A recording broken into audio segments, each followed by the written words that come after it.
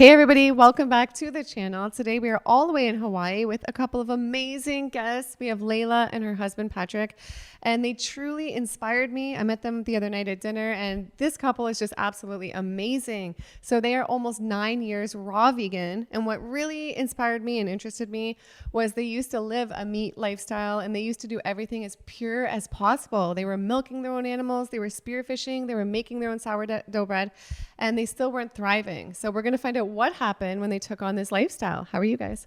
We're so good. Thank you so much for having us. And it's such an honor to get to know you and your community better. Well, thank you. Yeah, thank you so much. It's just amazing the work you're doing in the world, and we just want to support that and encourage that for others that want help, and it's an exciting place to be. Yeah, and you guys have such a beautiful family, such nice energy, so calm, so happy. Were you always this way, or do you feel like the food had an impact on that as well? Oh yeah, I feel like it has to. Yeah, it definitely huge impact. And we can talk more about that, but yeah, the raw food has been just so pivotal in our life and just unfolding of abundance in every realm. So we're just big advocates and want to share that with people and encourage others if they're looking for a change or for a different option of eating and living and all of it. Yeah, and honestly, one of the reasons that I love raw foods so much is because I do feel more calm, and I do feel more at peace, and I do feel like there's a certain degree of elimination of fear that I experience when I eat all raw or high raw. That is just, increases the faith and the trust in life and in myself. And so that's one of my greatest blessings I feel like I've received from this lifestyle. Wow, I love that. Okay, I want to expand on that in a bit, but I want you guys to take us back. So how did you used to live? Share a little bit about the old lifestyle and how naturally and how well you were doing it and what was happening. Like, how was your health? How were you feeling before all of this? Well, I think it for both of us, it really started with this environmental quest to say, well, how can we really live on this planet in a different way that doesn't destroy it as much? And so, early on in our, high school and college years, we had kind of already been in that domain, and that led us more towards like going back to the land and saying, oh, we need to grow our own food. How can we be, healthy as people? How can we be better performers? And that was another big piece for me, was performance in sports and wanting to be, good at something and really be as good as I can be at playing sports. And so after a little while, you start to see that, you have to kind of make different decisions than the conventional populace does if you want to have, a better performance at your sport. And so you start thinking about health and what you're eating. And at that time it was like organic and free range. And that was just kind of the go-to options. And so after we met and we were starting to make a family, we wanted to be growing our own food and providing the best nourishment as possible. And that had to do with, making our homemade breads and growing our own grain and milling the grain by hand, and then doing that, year after year, and getting animals and hunting and fishing and just saying, well, we need like the purest sustenance. And it was really fun and invigorating for a while. And it's all I really knew. Mm-hmm. Even though at certain times Layla wouldn't really feel the same. She would, question it and not feel quite as good from that lifestyle. And I would be like, why aren't you feeling, as good as I am, or I thought I was? And she would go, for a couple weeks, and do these juicing cleanses or just be eating like bananas. And I'm like, what don't you want some of this bread or this amazing, like, locally grown stuff? And so to see her sort of pop back and forth with that was intriguing to me, but also, really something I didn't understand until later on. Just with health issues, recurring health issues, I started to say, well, maybe I don't have this figured out, and I better start trying something different because it's really not working, especially because our lifestyle was so demanding physically to keep up with, animals and gardening and agriculture. We did that on a daily basis, and if we couldn't keep up with that, it's like, who was going to do that? We didn't really live in a place that was had very many neighbors. It was essentially just us, her and I, on the edge of the world in some cases. And if we couldn't take care of ourselves, who could? And so we really said, if we don't have our health, this is going to be a real rough game, and we're going to be just back in the nursing home eventually, like our parents and grandparents and everybody else that's sort of like living a subpar or thinking that life has to be this descent into sort of discomfort and dysfunction. And so that's not what we wanted. We kind of knew that there was something else, that there was another option. And so, after a couple of years of exploring and Layla's persistence with what she had already known about raw foods, I eventually succumbed. It's like, okay, let's just do it. We're going to go and get a bunch of fruit and celery and try this out, because it did start to make sense that, I just didn't realize that you could make a meal of fruit. That had never entered my mind, that you could just sit down and eat bananas till you're full and have an amazing salad with all these flavors and really feel full without feeling like you just get punished the next day for eating your fill. And so we eventually found out more about the fruit-based lifestyle, tried it out, and the next day it was like a new lease on life. Wow. Like just that fast. The next day, the next week, it just got better and better. It just opened this whole new universe. I mean, it's kind of like those songs in the fairy, the whole new world just like opened up before all these new things, these colors and just perceptions that you didn't think, you kind of previously thought you were healthy at times, growing up. But it was like, well, that wasn't anything compared to this. It was like something. And so it was a big humiliation for me and my ideas about how we evolved with cooked food, and that had all be essentially let go of. And I mean, there's more to the story, but I hope that kind of paints a picture of why we came to the raw foods, just because what we knew wasn't working. Mm-hmm. Wow. And I love how it was such a fast transformation for you. That was the same thing for me. And I know it's not like that for everybody. Some people, they go through detox or it takes a little period of time. So that's amazing. It was so fast. And then, so all the health ailments you had, did you feel like they reversed fairly quickly? And what type of health problems were you dealing with, if you don't mind me asking? Yeah. So, I mean, it was skin stuff. It was a lot of kind of arthritic symptoms from, sports and weight training and everything over the years that kind of added up. And it was just like, that was normal in, the athletic sector is, you have your career and then afterwards you're kind of sore and you don't feel that great and you can't play anymore, and that's just your career ends as you get older. So that's what was normal. And so I had kind of been integrating that and being less active and not being able to play and move in an enjoyable way as much. And I think it was just general tiredness on top of that, just fatigue.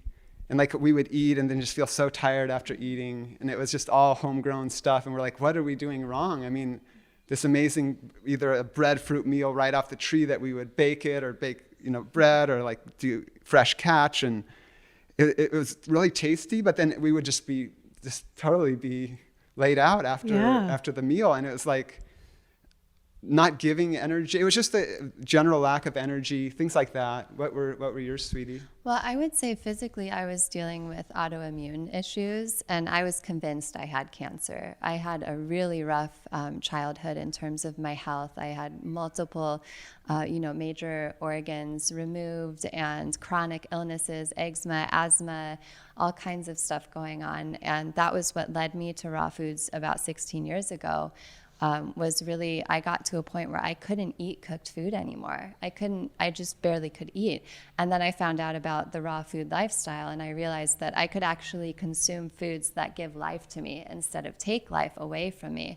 And so I adhered really strictly to that, basically because I needed to, because that was the only way I could nourish myself.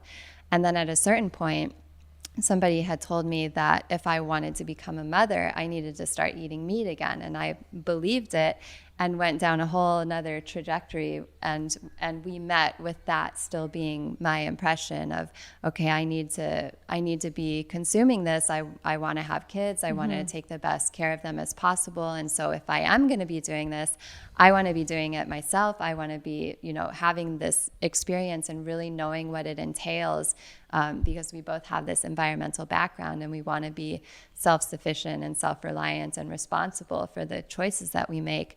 But I would say the biggest thing for me, even beyond the physical, it wasn't even as big of an issue as the mental. I felt very depressed. My thoughts felt very negative. I even wrote a book about my first pregnancy and childbirth, which I was on a very high animal product diet. and my mentality and the struggles that I went through and how I dealt with them at the time. And when I look at that book and I read it, it's beautiful and it's very reminiscent and very special, but I feel like an entirely different person. And it's mostly because my mental space, it's like I never even go there. I don't go into blame. I don't go into shame. I don't go into regret. I don't naturally have negative thoughts anymore. I don't go into depression. It's like every day I get happier and happier, and I know it's because of this lifestyle. Wow, that's amazing. I'm so happy for you, Thank for you you. both. I feel like you're both really thriving and you have such a beautiful family. And if somebody asks you like, why raw food? What would you say? Why raw food over the cooked food? I think it's just the obviousness of having tried both sides. And having been on just one side and not even knowing about the raw food lifestyle, that's all that I knew. And so I was very judgmental of it. But after having tried both and then just saying, well, just honestly, how do I feel on each side? It's really obvious in that way. And it's not that saying that you can just go eat some buckwheat and you'll be, miraculously cured, but coming to learn the fruits and the vegetables and the living foods, I mean, that's where it's been for us, opening up all these possibilities for what food can really be for a whole amazing, healthy lifespan of being active and healthy and really entering more of a relationship with ecology itself, of what's really naturally given by the earth. It just makes sense on so many different levels. Environmentally, just healthfully, we could just go on in terms of our love for just food as it's given by nature. Yeah, I'll add a little bit to that too, with just saying that when we were eating cooked food primarily and having the raw food percentage about 10%, we were cooking with fire because we didn't want to support the fuel industry anymore. We wanted to really, learn how to cook all of our meals with fire. So for the first, I would say 3 or 4 years of our familyhood experience together, we would go get the wood and we would create these rocket stoves, or J stoves they call them in some third world countries, where it requires smaller sticks and you can make fire pretty easily. But it consumed so much of our day. And not only that, but then also we would have so many dishes to do for all the pots, and there was all this stuff stuck on the pots. And it was so funny when we switched over to raw foods and we were like, wow, we don't need to spend half of our life looking for firewood or fuel or making money for fuel or whatever it may be, or sitting by the fire or in the kitchen by the stove or scrubbing pots and pans. And so much time and energy freed up. And what it allowed was for more creative expression to come through and for us to spend more of our time doing the things that we love. And it also just cleared away so many things that were kind of hindrances and obstacles and problems. And so it's like, we know that there are other pieces to it, meditation and other lifestyle choices. It's not just all about the food, but I would say that I believe very strongly that it's at least 90% about the food. Yeah, and if you were cooking with fire like that, you guys were doing it as natural as could be. And you found a lot more creativity within yourself on this lifestyle. That's been the case for me. How has it maybe changed your lives as a whole, turning to raw food? Like, how has it changed the external life? Yeah, well, most of it has been the feel. I mean, before we get into the external, most of it has been how we feel, just our relationship with food. And specifically, I mean, prior to the raw foods, it was like you were always in this dance between just not eating because you didn't want to feel uncomfortable, and the other extreme would be, actually indulging in food and eating your fill, and then feeling like, tomorrow I'm not gonna, and just kind of feeling uncomfortable the next few days. You kind of live with having eaten more, and maybe you say, I'm gonna work out to kind of mitigate that feeling, or next time I won't eat as much. It's sort of this dilemma between just abstaining from having your fill with food, or eating and then feeling uncomfortable. So when we switched to the fruit-based lifestyle, it was like we could finally hit that sweet spot. It was like you can eat your fill, this hydrated, water-rich, life-giving food, and really enjoy as much as you would like. And you're not sort of stuck with this burden the next few days of, oh, what am I going to do with this itchiness? Or like, I'm kind of feeling bloated, or like all that just disappeared. So it was finally we could find our sweet spot with food where it loved us back. Yeah. And we're not getting these negative consequences from eating things. And we can just sort of live life as we knew it from our childhood, sort of just free and creatively. Wow. And so that sort of brings us into the external of, okay, now that we feel a lot better, like Layla said, all the creative pursuits, now we can actually contribute better in the world. We have more time for each other, for our kids, for, you know, the community, and are making more enjoyment in our life. Mm-hmm. Mm-hmm. And you don't feel like you're missing out? Like you feel satisfied on the lifestyle? And how do you eat? And how has that evolved over the years? Yeah, it feels like the other way now in retrospect, we were really missing out because especially here in the tropics and subtropics or the Mediterranean even, the range of the foods that are given by plants is so incredible. I mean, now we know literally thousands more foods than we did as kids. And it really feels like anything that we loved as a kid, you know, whether it was this candy or this snack or this savory food, there's almost a version of it that already grows on a tree somewhere around the world that'll taste really, you know, really savory, really eggy, or really custardy, or really crunchy and sweet. Or it's like it's already growing on the tree. And then it feels better inside of you. And to really enter this relationship with the plant world is where it's like, no, we were missing out before. I mean, we didn't even know what a meringue or a grumichama was. Now these things are like foundational staples of this sort of futuristic life that we feel we're living. Wow. And it's like these flavors that you just sort of have in you try this new fruit and you're like, you recognize that from either some long forgotten time from our ancient past, or maybe it's a suggestion of the future. I don't know, but just the amount of flavors and textures and foods that now we have access to through this lifestyle has just blown our mind in terms of what food is, what it can be. And, you know, just to cook one starch or another starch and put a little seasoning on it isn't really an eating experience anymore for us. And it's all about these living flavors that are so in tune with what's given by the earth. Yeah. Mm-hmm. We also don't feel like we're missing out too, I think, because of the experiences we've had so close to nature. Yeah. And so it feels really empowering and so beautiful to really know that I could go out and I can be a carnivore. You know, his first gift that he ever even gave me was a bow and arrow. And we were like ready to start hunting, and like, no way. And the first meat that my son ever had was from something that I harvested, because I knew if I was going to be feeding him that, I wanted to know what it entailed and I wanted to be responsible for it. And we know what it takes to grow a bunch of lentils, and we know what it takes to have chickens and raise them and either harvest them or you know, take their eggs. And we know what it's like to milk goats and make cheese and yogurt. And so we've lived every single lifestyle so viscerally.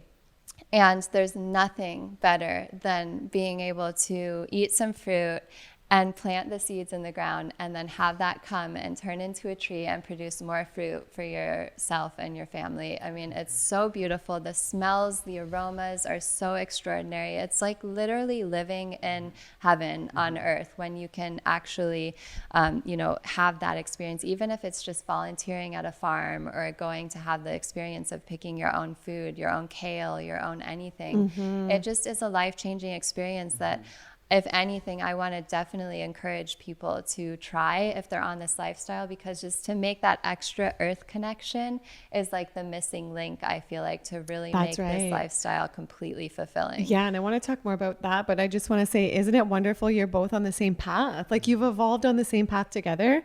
That's not always the case for everybody. Some people might be watching and they want to try this lifestyle, but they know there's just, or they think there's no chance their partner would ever embark on that. So like, any advice maybe for people out there with that? First to this one. I want to go first, and I want to hear what you have to say. I was so like, I honestly have had to grow in my patience, because I realized at a certain point, that we were on totally different wavelengths. Like, and I kind of felt like I had to meet him at a certain point where he was to keep this relationship together even. And that he had to meet me you know, at a certain point where I knew we could go to keep the relationship together. And so we both compromised. We compromised our values. We had to be patient with each other, and we had to be open to change. And the only thing is that I felt like I had to really keep believing that we could do it together. Because if I went into like, oh, this is never going to work, we just think differently, blah, blah, blah. No, the thinking is a byproduct of the diet. He's only thinking that way, or he's only acting that way, or I'm only thinking and acting that way because of what's coming up through the choices that we're making in dietary, you know, in our dietary regards. And so it just is a really beautiful thing when one person might know that they have a path that feels like it could contribute to greater health and well-being or happiness even, and they can just continue to hold the light and be patient and grow in that and trust in that and know that you can rise together, and it's just a matter of time. And maybe you have something to add. Well, in retrospect, I'm really grateful that she was that patient. I mean, like I said, was so judgmental and critical and was really into this homesteading ideal and thought that's what was really for the best based on even research that I had done. But then, you know, comes the lived experience and just being really humiliated in terms of health, and then trying something different and little by little getting so much better and being given like a second athletic career and gaining all these things back that I thought I would never do again. And now it's completely the reverse. I can say, well, I've been the carnal advocate and I've been the fruit advocate. Which one really works better for us? Which really makes more sense? Which do others feel is a more compassionate way to live if we can choose? And so, I can't speak highly enough of it. And like she said, it's a learning journey. And there I really want to commend the work that you're doing and that others are doing, because when we first, you know, heard or looked at other ways, it was like some of the figures out there that were saying what they were doing, what they had gone through, that we really could see and hear and learn and say, oh, maybe we do it that way, or maybe we try that. Yeah. And it's not to say, you know, one person's right or one person's wrong. It was just so helpful, though, to have different people sharing their experience. And now you see, you know, in the social media space, just all the raw vegans kind of like coming out of the cracks, being like, I've been doing this for 10 years and it's just like more and more and more and more. It's just like, wow, how was this hidden from us as children? I mean, we thought it was normal to, you know, go to the doctor's office every couple of months. Like that was just what life was. Yeah. And to now say, no, we can have different standards. That's not normal. This can really be like a fairy tale. This life can really be abundant and fresh and new and colorful and vibrant. And it doesn't mean it has to be euphoric all the time, but it can at least sort of portray this underlying sense of peace that we can see in the natural world. And for that to enter our life, those are the core pieces that really, I think, keep us together as a family in this, is having been given so many blessings by the lifestyle and by those choices, that it's such a piece of us now that we just feel like we want to do the service of returning that favor to nature, to others that are suffering, to just living a more peaceful life in general. And this is such a core component for us in terms of, you know, eating food that way and growing food that way and inhabiting the earth that way. And it's really just comes back to our appreciation for quality of life. It's just when you've seen both sides and you can just say, well, which one felt like a better quality of life? Do you want to be, you know, toiling and struggling and kind of in this antagonistic, or do you want to be, you know, out running through the fields and harvesting fruit and you know, building your business, or really being given the life to help others and help your family and not feel like sickness is something that we need to really think needs to be a regular part of our life, to hear the stories of people that are living into old age, just active and vibrant and why can't we just keep living it? Yeah. I've interviewed Yeah. so many of them, like Chef Babette, 73, doing 100 push-ups, so much energy. Mimi Kirk, 85, super stylish house, traveling the world, writing books. Fred Bishy, 94, doing consults every day. These people are like thriving, full of energy. That's what inspires me. Was there something, I can't remember, was there a book or a person that like inspired you to start this lifestyle? Like how, was there something that it was like, okay, let's try it because we saw that? To be honest, I feel like we really have learned something from everybody, even people that live sort of a raw lifestyle that we don't follow as much. There's always a piece of it that was like, oh, that's interesting. That's, helpful to know, whether it's the people that eat more of the, higher fat and supplements, or whether it's the people that are just only eating fruit, or the people that are somewhere in between, or the culinary experts that are creating these amazing replicas of what food used to be, and we just have a lot of appreciation for all of it. It just opens up the conversation. It opens up possibilities for people to say, how can I really get more in tune with how food makes me feel, and explore that. And so I can't even begin to name that list, but like I say, a lot of these people you've already interviewed, and even it just gets fresh even now. Yeah. Yeah, well, I'm thinking specifically when I first learned about raw foods back like 16 years ago, Matt and Angela Monarch were so inspiring to me. And I think that it mostly had to do with their relationship with each other and the way that they looked at each other and talked to each other, and the way that they were just such a beautiful team at that point, and really an example and a role model for the kind of relationship that I wanted to be in. And I remember at that point saying, I want to find a raw vegan beloved and make a family with them. And, I obviously went a completely different direction after that for a little bit, but also at that time, David Wolf was very inspiring, who you recently got a chance to interview as well. Amazing. He's so incredible. And also, Christina is a dear sister of both of ours, and we love her so much. And just, I think we found out about her through Doug Graham, who was a very influential figure for us. And just seeing somebody as beautiful as her, just surrounded by so much abundance and so much bounty, and giving us permission. I remember one time seeing her refrigerators and seeing her make a huge salad with like a whole big container of cherry tomatoes, and being like, I have permission to eat that many cherry tomatoes. Right? Just, I felt like we both feel like she just really opens up the next level of not only the abundance, but just seeing a beautiful, young, happy, inspiring woman like yourself as well, doing this movement just helped us to really solidify and anchor in it. Shane has been really supportive for you, and you've been incredible at, I remember years ago when you first got started, and just seeing you grow from there has been so beautiful to witness. And there are so many more I feel like I'm not sharing. There's a lot now. We're lucky to have YouTube, the internet, we can learn all these things. And has your relationship evolved? So I just love your journey together.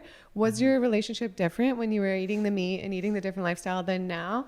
And I do notice from being around you both, like, I think you did get your dream come true with like your dream relationship. You guys have one of the most beautiful relationships I've seen.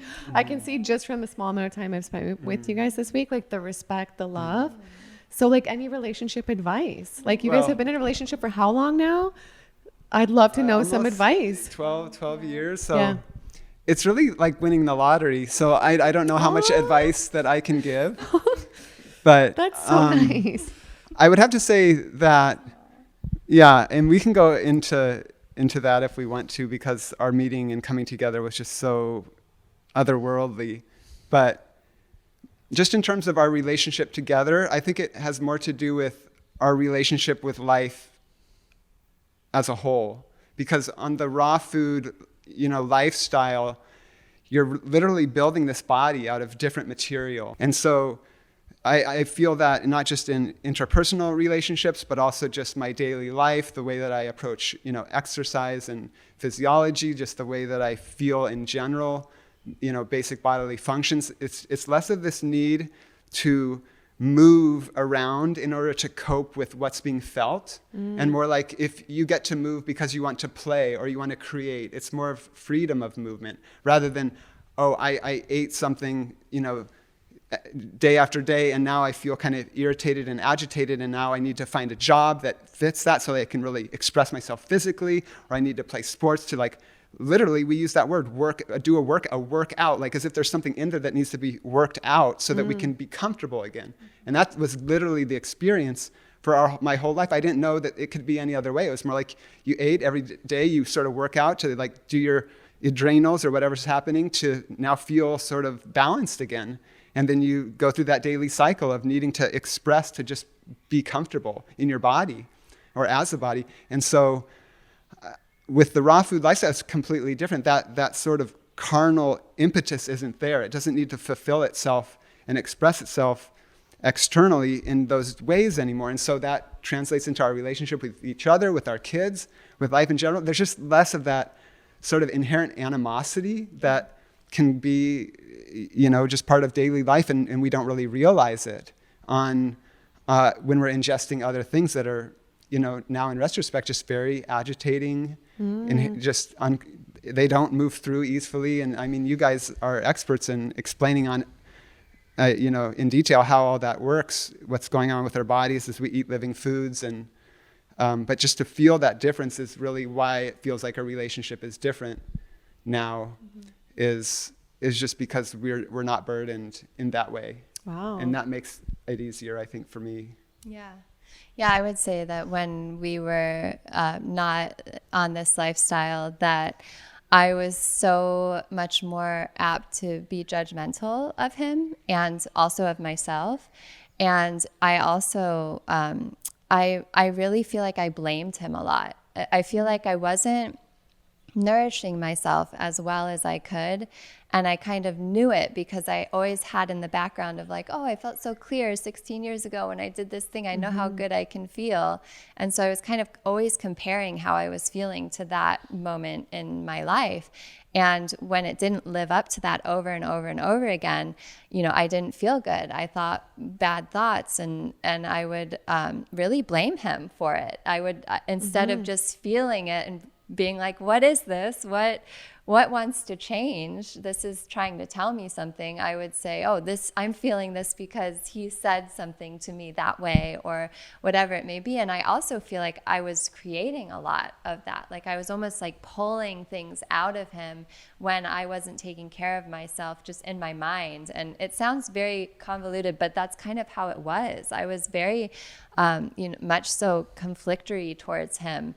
And he was always so incredibly patient, and I don't know how he put up with me at certain points because I gave him such a hard time at certain periods, just blaming him and not taking responsibility for what I was feeling and how I was caring for myself. And I feel like once we switched over to this, it was just like that entire weight just lifted off of our relationship. Wow. And it was like, wow, I'm finally taking responsibility for how I feel. I'm recognizing that I'm, as human beings, our minds are narrators. We're story makers. That's what we tend to do. And so it's like now I have a chance to create beautiful stories if I'm going to create any at all. But I think there's just become this mastery over mind that's happened, that's been a byproduct of this lifestyle that leads to, us feeling like we are so much more with it and with each other and balanced and whole, and that we don't need to create pain for ourselves or each other anymore. And it's good you didn't give up on the relationship when it was like that, right? Because sometimes when things get tough and you start blaming somebody or having those thoughts, it's easy to just be like, I'm done. Oh my gosh, yeah. And he has been like, I always say he's just perfect. Like, I don't understand how he was so patient when he was eating the old lifestyle and how he could be so perfect. But it did not work for me mentally or emotionally or relationally. I just was having problem after problem after problem. He just stayed with me and always was seeing the best in me and bringing it out and knowing that we were going to move through, and never ever would even think about like walking away or letting go. And it's just that confidence that I have that allowed me to heal, really. Yeah. And what kept you there, Patrick? Why do you think you were I'm leaving, I'm staying? I just thought that was normal. That's what life was. It was just challenging and hard, and you just do your best to cope. That's what I knew from my parents and grandparents, and that's just what I thought life was. Yeah. And so there wasn't really an option. I was committed. It was like, that's what I felt like we were here to do was to steward our family and create a life together. And if it was going to be hard, that just meant I would need to learn the lessons to move through if it was hard. Maybe that was just insensitivity on my part in a lot of ways too. I don't know, but either way, like I say, when we made these changes, a lot of that just gradually started to fall away more and more, to the point where it's just, we can sense that this is what's normal. This is what's available to anybody. And thank God you guys hung in there. And because look at you now, it goes to show anybody going through hard times, maybe it's not going to stay that way. You can evolve to like such a amazing place, like you both, and so in sync, so in alignment, you know?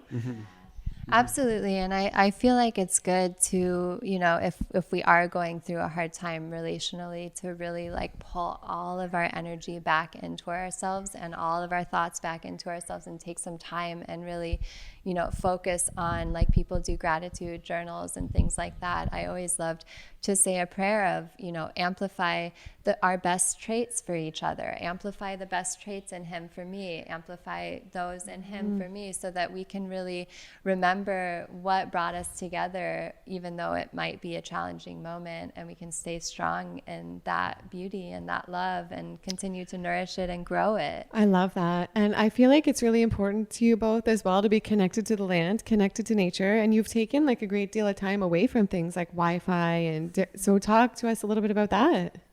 Yeah, well, for the first, I would say 8 years of being parents, we lived very simply on the land, and we didn't have Wi-Fi or electricity or, you know, indoor plumbing. We lived very, very close to the earth, and our children were born underneath a bamboo tree and underneath the wide open sky, and we wanted to be as connected to the earth as we could. We really saw that the earth was our main teacher, and we wanted to learn as much as we could about life and about how to nourish ourselves.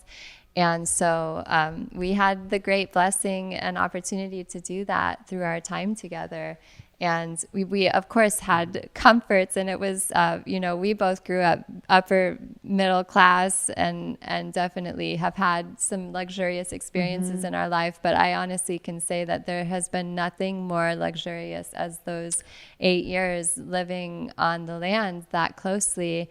And so we found ways to, you know, bring in the conveniences that we needed, and to have solar lights, and to have life be comfortable for us, of course, raising our family. But we did it as minimally as possible. And we got into rhythms where, okay, the sun goes down, you get your things done before the sun goes down, because that's the lights going out. And we got into these really natural, beautiful rhythms that just led to even greater health. And so it's really a blessing to slow down to that degree, to be away from social media, to be away from society at large, and to really decide how we wanted to, you know, have our pregnancy, give birth, raise our family. And then we gradually started coming back into society, and it's been amazing, the changes that have taken place since we kind of exited it, and this movement growing, and plant-based growing, and so many things changing on this planet that make it so exciting as to what direction this human family is going towards from this point forward. But maybe you have something to share too. Oh, that was great, sweetie. It's just been this adventure of trying to get back to the Garden of Eden. Truly, really, right? I feel like that would change you as a person. That experience, like in nature like that, disconnected. Do you feel like that truly changed you both? Oh, absolutely. Yeah, it's like cellularly embedded now. It's all that we know and think about, even when we're in town like this. It's like, that's just our standard in terms of quality of life again. It's just like, that's more comfortable, it's more alive, it's more vibrant, it's more interesting, it's more fun, it's more playful, it's more free.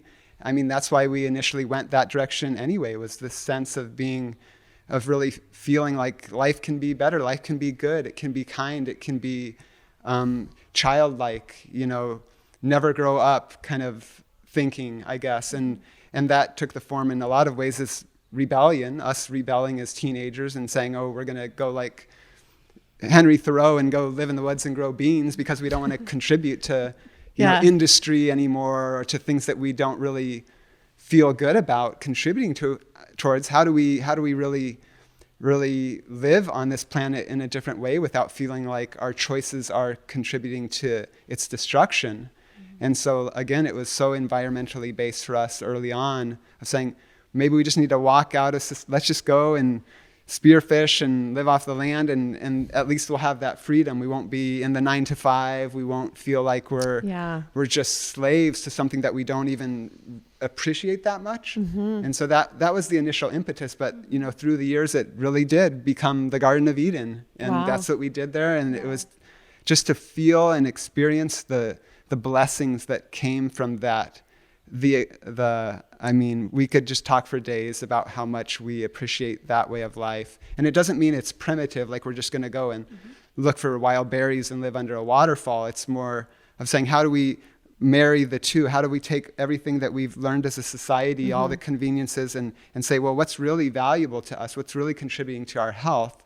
And also with nature, say, well, how do we use natural systems to get our comfort or our shelter or our food? How do we really enter a different way of designing human habitat and or even family habitat in ways that nourish our bodies and our soul and our future generations? And I would say that through our experience that we found a way of living that works. We found a way of eating that works, and we found a simultaneous symbiotic way of producing that lifestyle on the land, to the point where when we left our orchard on Maui right around when COVID happened, we were growing enough food to supply all of our family's needs.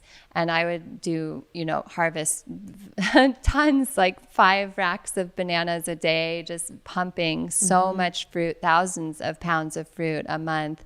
And so that experience, I feel like, and then coming back into society really happened because we felt like we were literally living in heaven. And we wanted to be able to share this experience with more people. And I feel like that's why we started our nonprofit work, was because it was an opportunity to say, okay, we could live in our paradise little plot, 8-acre parcel on the Hawaiian island by ourselves for the rest of our life and be completely content and so blissed out and just self-sufficient. But there was this feeling of like that we wanted it to be something that could impact more people and bring it to other people so they could experience the beauty and the bounty of it as well. And so it's really been an interesting time of kind of coming back into society, developing these templates with our nonprofit work, and then, putting it out there as a possibility to expand this beyond just our own family. Wow, beautiful. And so your way of eating, what does a typical day look like? What makes you guys feel your best and makes you feel like you're thriving? Well, we love variety. So, I mean, for example, today the watermelons are just coming in from the island. So it's like for the last 6 months, the watermelons have been kind of, but now they're like deep red and it's just like, boom. So we just had one. We just got one. We made watermelon juice. It was $33. I was like, oh, that's a little bit of a lot. It's a lot more here in Hawaii. Oh, yeah. I see why people grow their own food. But it was the best watermelon juice I think I've ever had. I know I always say that. I'm always like the best papaya, the best juice, but it really was. It was so good. So we'll start with watermelon juice, and then after that, maybe a bunch of papayas. Like a typical papaya meal might be, 10 to 15 papayas if it's just that. Maybe add some bananas. So this is like what we'll have for maybe a later lunch. We usually start eating around noon. So juice and then a bunch of fruit to our, seasonal fruit. And then by dinner time, we'll usually have more fruit till we've got our fill, and then veggies, salads, creations that Layla makes, things like that. Yeah. And your food is delicious. We had it the other night. It was, and you could be a raw food chef. Thank you. I love, it's a passion. It's a deep, heartfelt passion, not only to feed people, but to feed people raw food creations, because I really feel like anything that you love on the non-raw vegan lifestyle can be replicated on the raw lifestyle. And it's always just a fun adventure to say, okay, how can we do this on protocol? And then figure it out. And I would say also that we love, like he said, the variety. On the islands, we get a lot of really special fruits like the rollinia that we shared with you all the other day, which is the lemon meringue pie fruit that literally tastes like a custard. And we love to find rare fruits like that and integrate that so that we're getting a lot of variety. We eat so many sprouts, so many. We usually grow them too. And our kids, their snacks and their things that they go for are sprouts. And so I still always remember to this day, I gave my son money for the first time years ago, and to get whatever he wanted at the farmer's market. And he went and he got this huge bag of sunflower sprouts and beans. And I'm just like, okay, you want green beans and sunflower sprouts for your snack? That sounds amazing. It's amazing. And they're so well behaved, so calm, so chill. Yeah, they're really so healthy amazing. looking. It's Thank amazing. you. I'm so happy for you both. Thank you so much. Yeah, it's really incredible. And you had a natural birth, right? I did that too for my last at home. And how important was that to you to have a natural birth? And why do you think that's important? Well, I definitely feel so grateful that our legislation allows us to have the births that we desire. You know, in some places it's not like that in the world. And I really, my heart goes out to women for that for sure. But I think that for me, I have been an advocate for for ecstatic birth for a long time. And I have always prioritized just whatever a woman feels is safest and most comfortable and most desired by her. I always love to support that. Yeah, so when I was pregnant with my first, I still remember meeting a woman who told me about her birth, and it was a completely blissful birth, and she was in the hospital, and she was even medicated, and she explained it, and it opened my heart to, you don't just have to do a natural birth to have an incredible experience. So I'm always wanting to, really emphasize that I am an advocate for whatever a woman feels safest doing. For me personally, I loved giving birth at home. I loved doing a free birth. We did 3 unassisted births, and I would not want it to be any other way. Wow. And I honestly feel like it's a really beautiful experience for people to have the opportunity to have, if that feels safest for them, and if that feels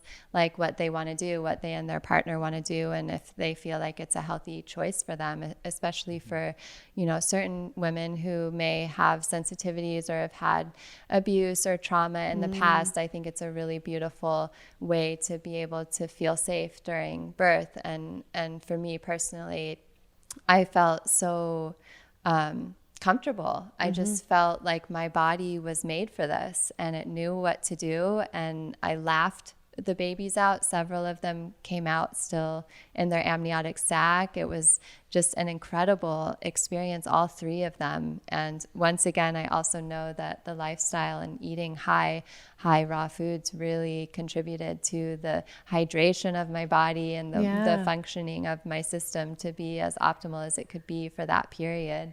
Maybe you have something to share too. Yeah, with the birthing, it was just something that made sense to us, having sort of walked out of society in a lot of ways. It was like, well, we could trek back into town and drive, a couple hours and see some person we don't know and have them poke you with things, but maybe you're just okay, and we'll think about that tomorrow. And we went through the whole pregnancy, and it was like, okay, we never ended up doing anything. It's like, wow. She was healthy, like why question her health? And at that point we didn't really know a lot. We didn't, you got a few books about birth, but beyond that it was more like just this feeling of being held. It's like all the frogs and thousands of millions of insects around us just giving birth all the time around us every day. It was like, well, why do I need to be different than that? And so we just explored that. It was provocative at times and sort of countercultural, especially with family at times.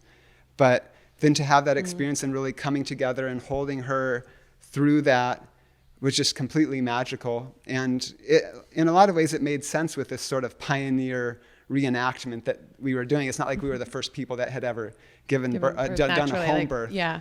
But after that, sort of entering more of the home birth movement and hearing others' amazing stories, it was just something that we really appreciated, having that freedom to just birth together and to support each other. And I got to kind of be the midwife or the mid-husband and, pamper her and build her back to strength after the first birth, because it was more of like a typical birth where she really went through an amazing, to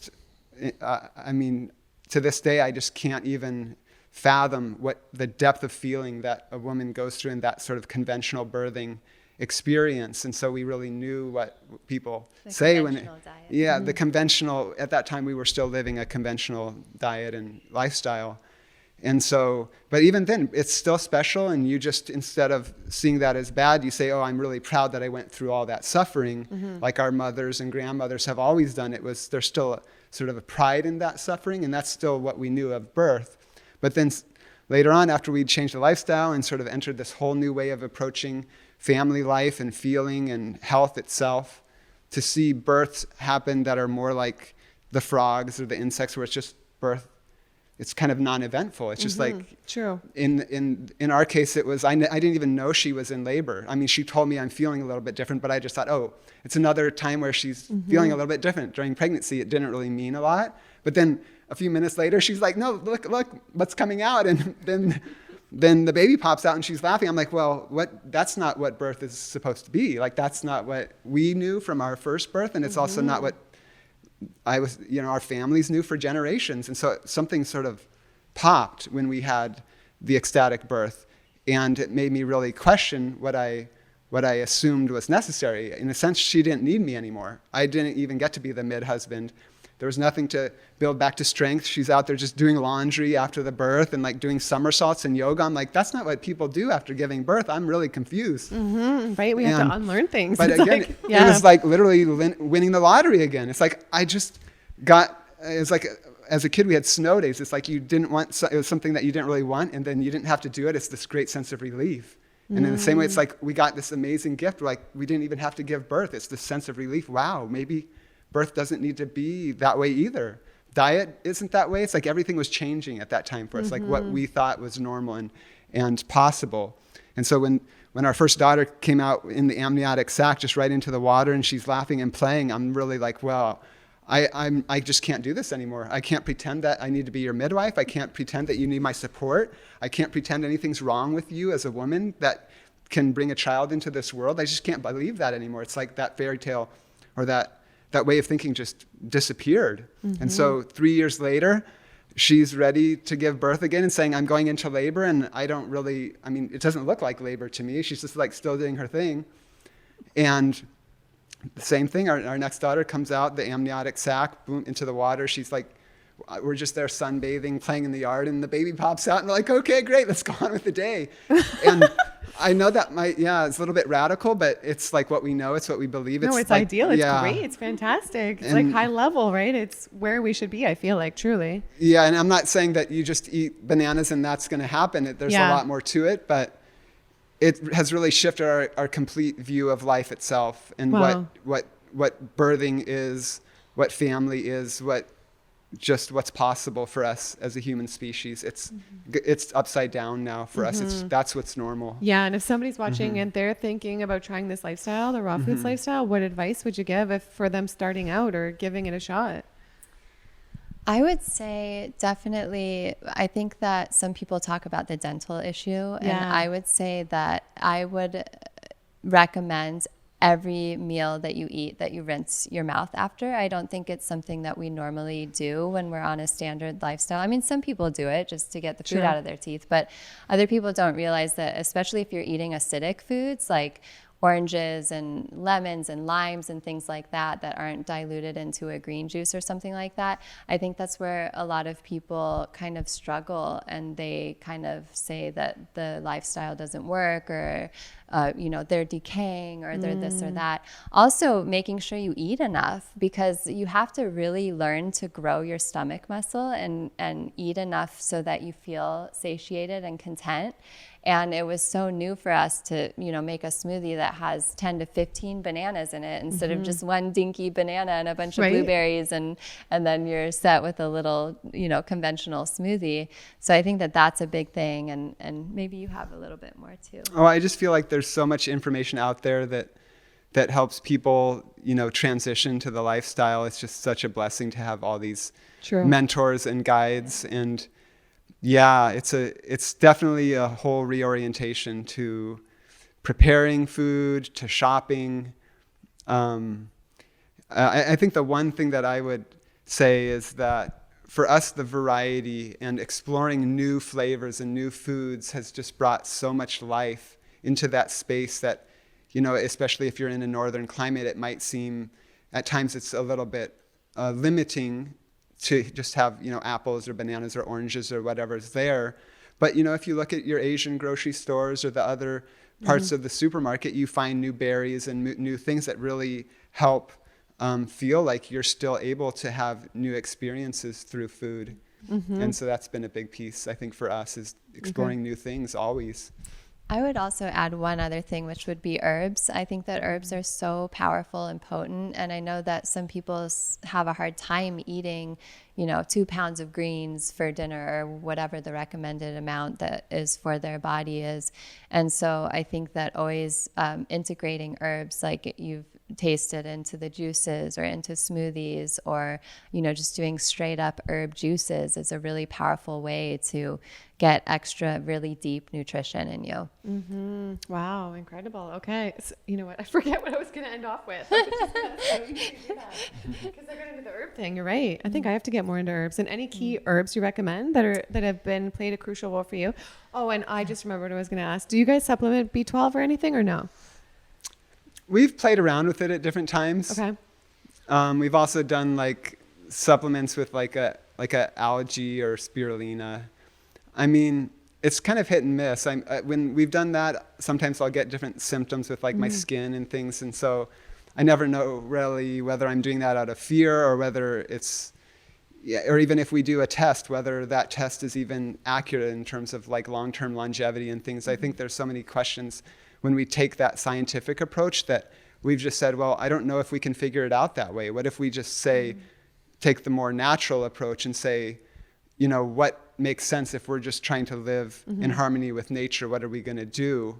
And a lot of those things have just fortunately been taken care of by you guys are going so that immersed way. in nature. It's different than like lot of other people, Right, like so- me in the city, like so much more disconnected. Yeah, so I agree. It's Yeah. not a recommendation for other people in other places. I It's get just it. what's made sense for us. We have access to like the most fresh food Yeah, you on do. the planet year round. It's very, very fortunate. And that's a different experience than, going to the supermarket somewhere else and trying to piece it together. So everybody has their own solution, I think, that way. Yeah, and also since we've kind of moved off the land into more, different situations that we've been living in, I feel, we're not getting our food from our own garden because we've been traveling and doing different things.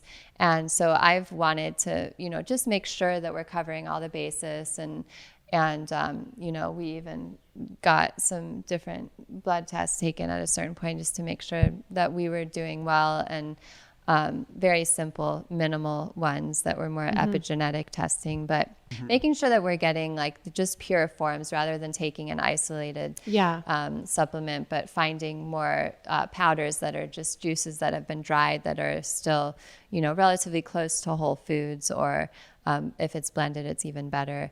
That feels important. And do you really feel the quality of food here in Hawaii is the best you've ever seen? It's the best I've ever seen, but I'm from the city in Toronto. Like, I don't know. I haven't traveled too many places, but I've never seen anything like this. Yeah, we've traveled a bit. I feel like anywhere, again, in the tropics, the subtropics, or the Mediterranean, you're going to really have some amazing fruit options. So it's not just in Hawaii. I think it's wherever the earth's not frozen, you can get a fruit supply. But, even in northern places, people migrate at different times of the year, and you can really make the lifestyle work that way if you're looking for more fresh food. But yeah, it's special here. It is the variety of things that can be grown and produced. It's an amazing universe of fruits and vegetables that we just never knew even existed until we moved to more tropical places. Yeah, it's a big difference. Yeah, and there's so much more too that we just know about that isn't growing here, and so we just see so much potential because we're like, why are we not seeing this at the market, or why is nobody growing this when it would grow so easily here? So we're really excited to bring kind of even more variety to the islands. Yeah, and how did you guys meet, if you don't mind me asking? Or you don't have to share if you don't Oh, we want can't. to. We can't. Well, we were volunteering actually at an eco retreat. Oh, okay. I was there, and she showed up one day just in the middle of a thunderstorm. She showed up on a moped, and then just got off, and I saw her out of the corner of my eye, and I was like, wow, that's amazing. And I was like riding on the highway through a thunderstorm, No and way. the water was like pelting my face. And You are just something special. That's amazing. And so He's like, that's my girl. Yeah. I mean, I was just there at the grounds. I was just there with my machete, like processing some stuff in the jungle, and she just kind of showed up out of nowhere. I was like, this is gotta be. I had to kind of just see if this is real. And she waved and then went into her appointment there to interview. And I think they were looking for more help at that retreat. And so I was off of work by then, but I said, no, I'm just going to kind of poke around here and pretend like I'm picking weeds for the next couple hours until she comes out. I love that.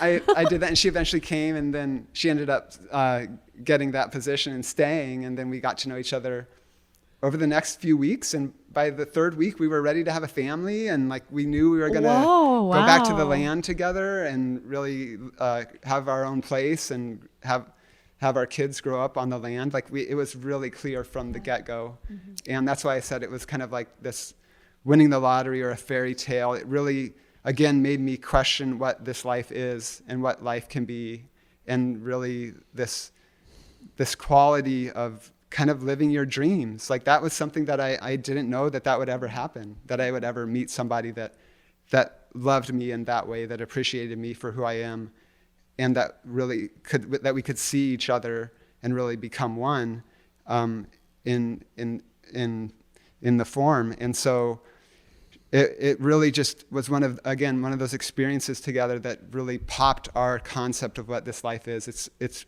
informed our trajectory, and just being given that gift out of it's not anything that I could create. It's not anything that I could, like I say, it was just, I had almost given up that we'd ever, have a partner or make a family. That's what it was happens. just like, That I don't know. seems to be when people find someone, when they give up, when they have that kind of energy, when they're like, I'm just going to focus on myself, whatever, I'm over it. That's when it seems to happen. When people are like, oh, I want a relationship really bad. It doesn't seem to happen, right? Did you notice him when you pulled in on that moped?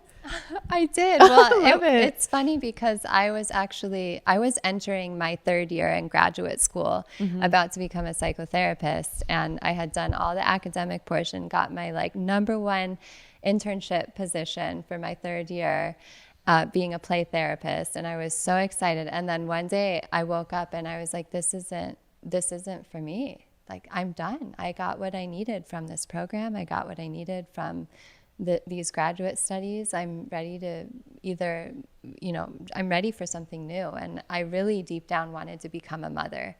And I knew that just, sitting in an office for the next 20 years doing psychotherapy work was not the path for me. And so I took a leap, and I didn't have any money, and I literally didn't even know where I was going. I had been to Big Island before, but I'd never been to Maui. And it just happened that I only had enough money to buy a ticket to Maui. And then I spent the rest of my money buying a moped to go to this place to volunteer, where I would work on their garden and have food for myself and be able to, survive. And so I met him on my first day there. It was like the first person that I really met. What a story. And when I saw him, we looked at each other, and I was a mess because I had just gotten pelted by rain for the last 30 minutes as I was driving on the highway, and then through the jungle and up this muddy thing.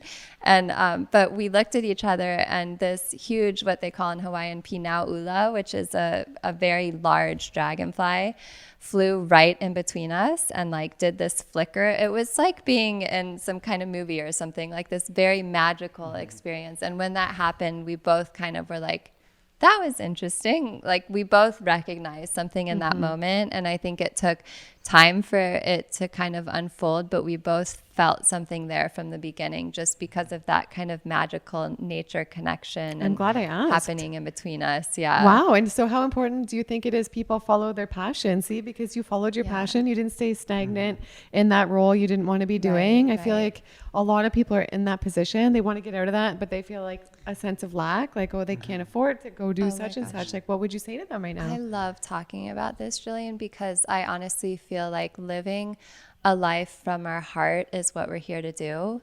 And I think that we think a lot of the time that we need to rationalize things. We need to think from our mind to take care of ourselves and to be responsible and to not let our families down and to do the best thing. But for me, every single time I've followed my heart, I have been rewarded in ways that are just beyond my expectation. And, you know, I thought I wanted to become a therapist sitting in an office in Boulder.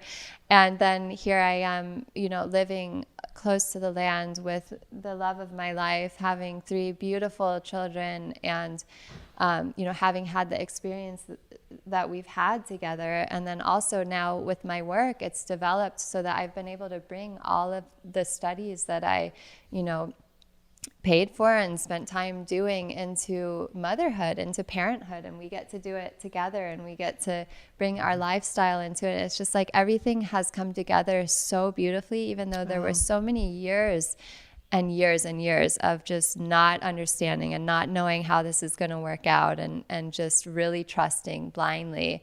It's like that trust has paid off, and it just comes together when we place it in, you know, really being of benefit in the greatest possible way to our human family, to the community that this world is, and to really offer our life to be lived from a heart-centric place is one of the greatest blessings I feel like we can all do. Wow. Well, this has been such an amazing talk, and I'm curious, what is next for you both? Do you know, like, do you have a place where you see yourselves in 5 years? I'm so curious because there's just been so many amazing things. It's just this, really. I mean, just really welcoming you guys and just living the island life and just seeing what comes. I mean, obviously, Layla mentioned we have our work and our organizations. And like I said earlier, too, the Garden of Eden is kind of in our heart. It's like what we know and what we speak for. And so we'll just plan to keep doing that, to speaking on behalf of plants and plant systems and ecology and family life and each other and fruit and abundance. And so we plan to be doing that.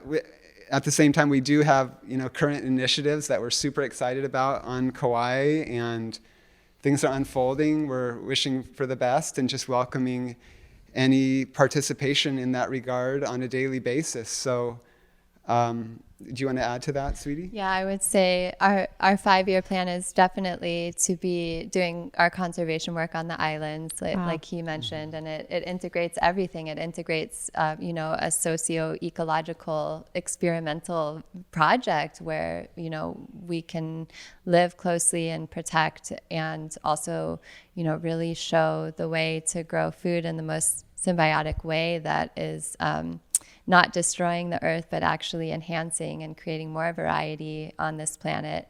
And so if all goes according to plan, we hope to really develop that and open it up. And we've even seen a retreat center as a part of it that potentially has a healing aspect to bring raw foodism more to the general public or to people that come to the islands, and a lot of other fun things in store too. Did you want to share any more about Imua? Whatever we have time for, I'm open for whatever. Yeah, no, and I was going to ask anything else you feel called to share, and then let everybody know where they can find you too. Yeah. Yeah, well, we're at amuaconservation.org is the main go-to place for our conservation work. And do you want to talk about your... Well, I have an Instagram account that I started a little bit ago called Exquisite Motherhood, and it's mostly supporting women and mothers just in living their most fulfilling journey. But I would say that right now our hearts are very, very strong with our nonprofit work, and I'd love for you to have a chance to share a little bit from your heart about it if you want to. It's more of just, that's what the organization is implementing, and we really invite participation on whatever level for people, whether that's just through an agricultural context of somebody locally on the islands, or whether it's more of a research context, or like Layla mentioned, retreats. We kind of touch it all for people that want to either connect more with nature, natural recreation, health, and again, the foundation is the agricultural piece of how do we really use land, you know, in a way that brings us more abundance and more ease in life and systems and structures of food production, and also, you know, really helps us live on this planet in a way that's not as taxing to the natural systems and the ecology that's so amazing and beautiful for all of our enjoyment and resources. And so, yeah, it's really a place for people to come together to learn more about nature, to immerse in nature, and to contribute to their health of their families and community through education, stewardship, preservation of land. And yeah, we're really at an exciting place here on Kauai to be building that here and grounding the organization here. It's incredible. Amazing. You guys are just incredible. Thank Yeah. you so much. It's been such a joy to share, and we hope it really benefits the community, your amazing Yeah. community that you have. It will, and I'll link the website. I'll link everything you give me down below because people will want to know. They'll want to know where this is, where you guys are. So I'll do that. And it's just been a pleasure. You guys have such safe, lovely, kind, good energy. So I've appreciated that. So thank you for being you. And I've loved the stories. So thanks for coming on, everybody. Be sure to subscribe. Give this a thumbs up. I hope it added some value to your day. And we'll see you in the next one. Bye.